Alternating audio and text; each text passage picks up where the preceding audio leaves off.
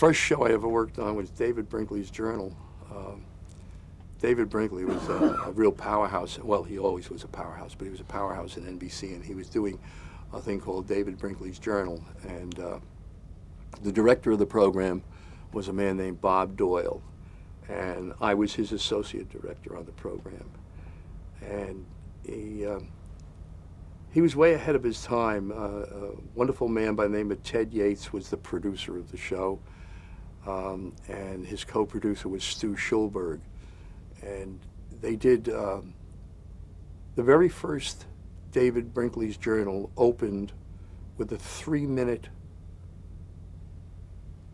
series of pictures with only music, America the Beautiful, and they showed the trash on the highways, the pollution in the streams, rivers, mountains, polluted sky, smog in LA.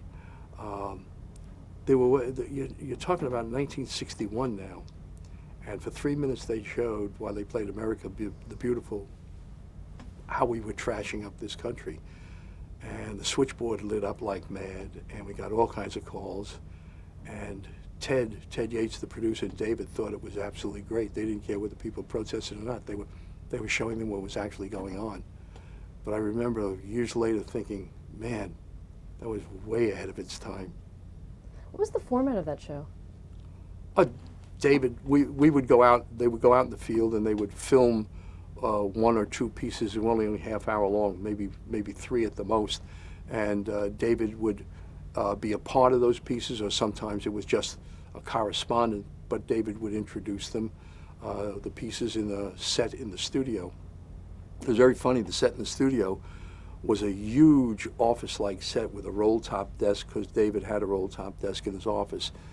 And we were sponsored by Pittsburgh Plate Glass, and there were huge windows in the set. And we spent over a week trying to light the set to get all the reflections off of the glass. And it had to be glass in the windows, pardon me, because Pittsburgh Plate Glass was sponsoring it. And then finally, at the end of the week, I think we finally got permission. We took all the glass out of the windows.